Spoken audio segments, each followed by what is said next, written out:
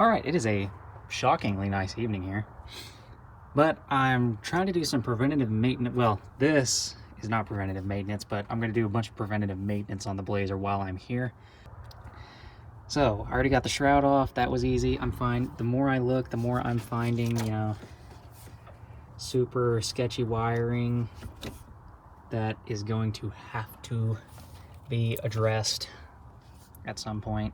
Alright, got it out. Wasn't a big deal. Went ahead and washed off the driveway just so no critters get into the antifreeze, because that would be kind of sad. Just gonna clean off any remnants of the old gasket. Just because these did look a little gross, I'm gonna preemptively put a little bit of anti-seize on them.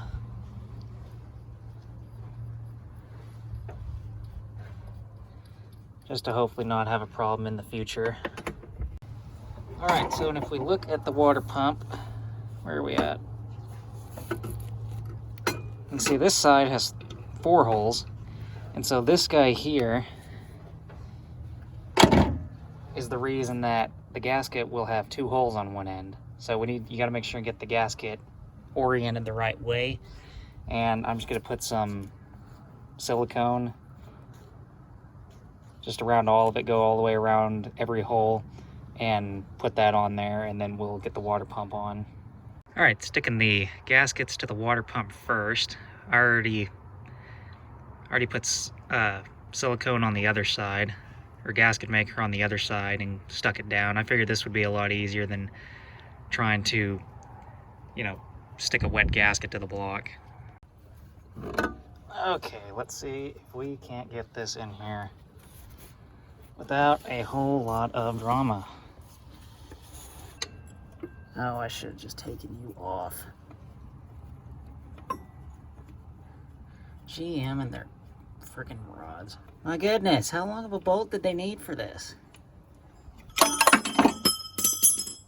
Alright, there's that.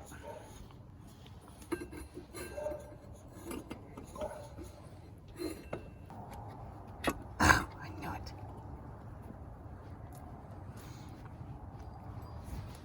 Okay, so that was the exact wrong bolt to try and get in first. Okay, that one took. Oh my gosh, this AC hose. Alright, now I just gotta put the bolts in and snug those down. The rod that does many things needs to go right there.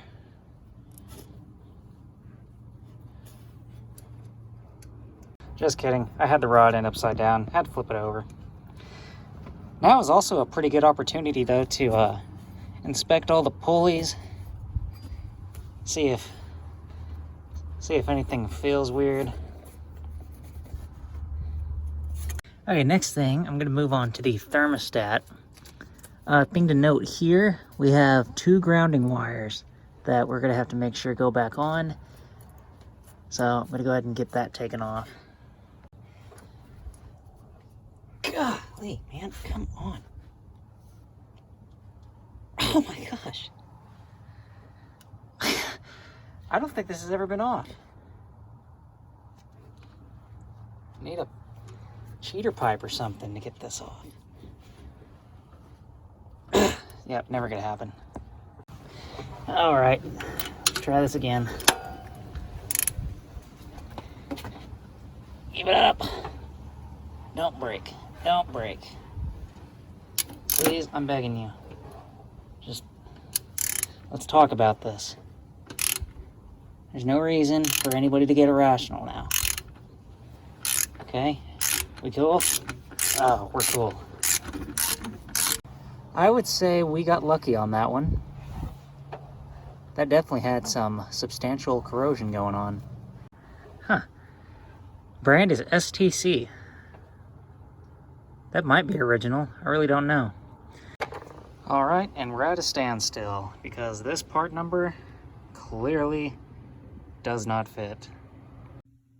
So this is what I was talking about with the thermostats. You see, it doesn't have a hole in it to let air bleed past. So I'm just going to put a little hole in the side of it and that way air will be able to get past this, allowing the engine block to totally fill up with coolant. And there we are. There's that little hole. That's all we got to do. So that'll let air get out. All right, well, it's dark because thanks to a stint of jury duty, I'm working at night now. So this is how the thermostat will be oriented. The easy way I remember this is this big canister part on the bottom is what's actually full of the wax or whatever is in there that expands and makes the thermostat open. So the big canister side is going to go down into the motor because that's where the hot coolant's going to be. All right, we got a fairly terrible video angle because my phone is also the only source of light. I went ahead and put a pretty generous amount of anti-seize on the threads, given how sketchy it was getting these out of here. All right, so final part of the water pump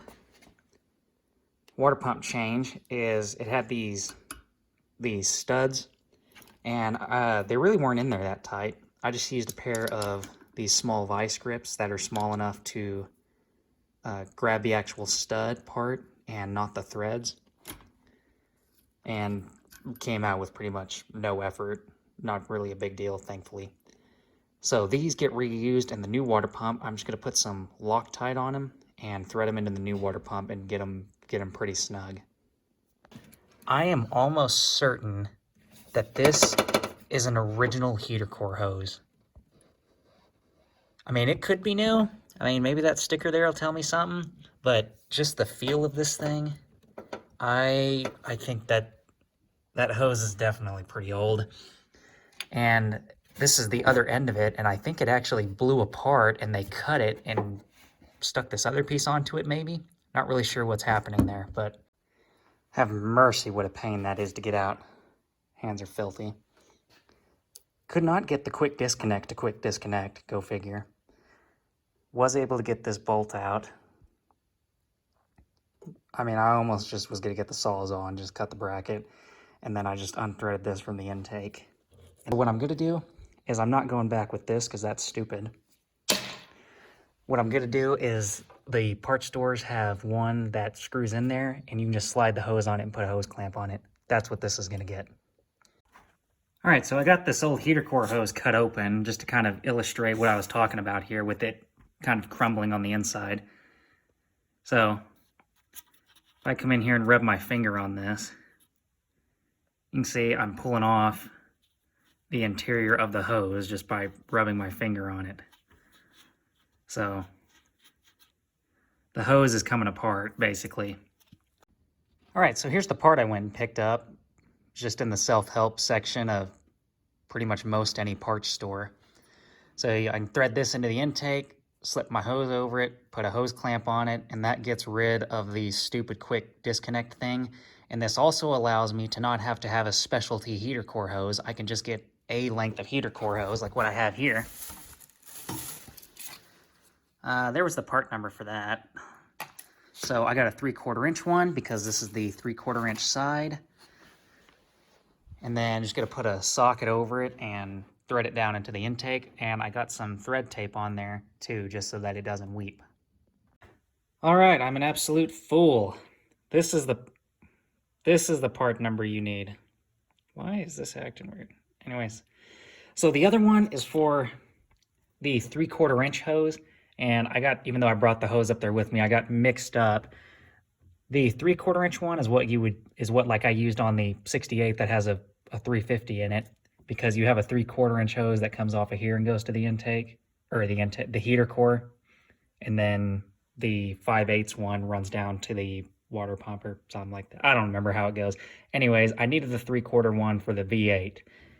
The 4.3 is different because it doesn't have a port up here at the front of the intake at all. It just has the one on the back, which is a 5/8. So I had to go back up there and get the 5/8 one. I'll do the same thread tape, put it in with a socket, and run the hoses. So I can't get a 5/8 hose on the other end of the heater core, and I can't get a 3/4 to safely fit on this. So that sucks.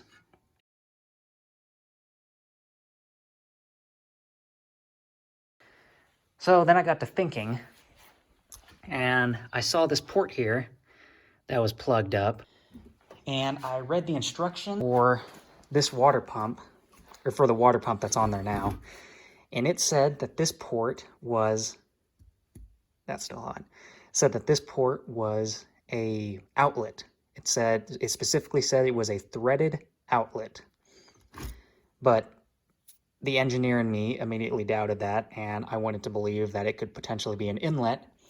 So what I did, took a flashlight. If I shine it down in here, you see the light? Light, dark, light, dark. So there you can see the light. This is on the inlet side of the water pump. So we know that back there is the suction side of the water pump. Everything that we can see here is the high pressure side. So it's pulling fluid through here and then out. So, $1 million question is, where does this port go? So this port, we're shining light through it, is coming up on the suction side of the water pump, which is good. So what I'm going to do is I'm going to go get that part that I just returned, and I'm going to thread it into here, and this will allow me to hook the 3/4 inch hose outlet of the heater core up to this guy. So the water pump will be trying to pull coolant out of the heater core, and then it'll be trying to push it through the 5/8 line, and that's how I'm going to do this. And then we'll just plug that up with something.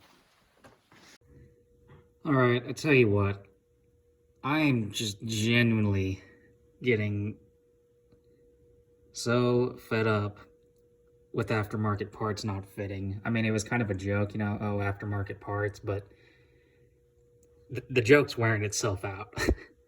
Okay, well, I guess first I got this hose hooked up there. So that's actually the exact part that I bought and returned yesterday and then rebought it today. It fit in there just fine. Thread tape, screwed it in there. It's all good. The heater core hose I routed this way, and I routed both of them between this thing and the accumulator. They're not touching the AC lines or anything. I don't really like how this one can kind of sit there and rub, so I might do something different with that and maybe tie it off back like that or something. But problems with the radiator. So first things first, I'm pretty confident the radiator is bent.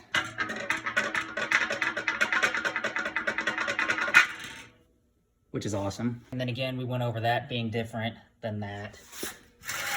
And then the current problem is those tanks are lined up. Uh-oh, those are not. So that's unacceptable and absolute trash. All right, we're gonna give radiator number 2 a go. This one already seems way better. So this one came from a website called Radiator Express. And it's my understanding from talking with one of those guys, I think they just buy the cores and then they build the tanks and stuff themselves. So if that's the case, that's pretty cool. And this one already looks way better. We actually have a brass drain instead of a cheap plastic plug stuck in there. This is at the correct angle. This is a 3/4 plug, but the guy said I could just leave this on there. So I'm gonna leave that on there since I already have the 3/4 line running to the water pump. And just overall, quality of everything seems to be pretty good. This one was bent just a little bit like the other one, and I just laid it flat on the ground and propped up one of the corners and just kind of pushed on it a little bit and got it where it's pretty straight now. So I'm just gonna go ahead and drop it in. Hopefully it fits. All right, got the radiator in, got the fan, new belt on. I put Loctite on those nuts, so hopefully the fan can't come off, and then torqued them down. I got them torqued down to where I was cranking the motor over, and then I put a pry bar in there and gave them a little bit more. So all I got to do now is hose clamps and put coolant in it. Now the hose clamp for that was kind of crap. So I got this one, which isn't the exact right size, but it's ideal. All right, so I got it running. It seems to have a decent bit of air trapped in it because it's only taken maybe 2 gallons at this point. Maybe that's all it takes, but that seems awfully low. So I have this cool funnel thing hooked up. It seals up down here. So you can just fill it up with, I have water in there now because I already put a gallon of antifreeze in. And then when it's done, you just pop this down in there, take the funnel off, and drain the rest of it back into your bottle. But right now, I'm just letting it burp air out, and it's not quite up to temp yet. I'm waiting for the thermostat to open. All right, last thing we gotta check here. And it said that's good for about -10. I'll probably try and get a little more antifreeze in that. Here's the name for this thing. It's got all kinds of attachments and stuff in it for, I imagine, just about anything. But it works pretty good. I like it. All right, went and drove it around the neighborhood for about 20 minutes, and we got no leaks, and it's still full. So it's got a catastrophic oil leak coming from the oil cooler adapter, or, well, it's not an oil cooler, oil filter adapter. So I gotta fix that. But as far as cooling system goes, this thing is all good.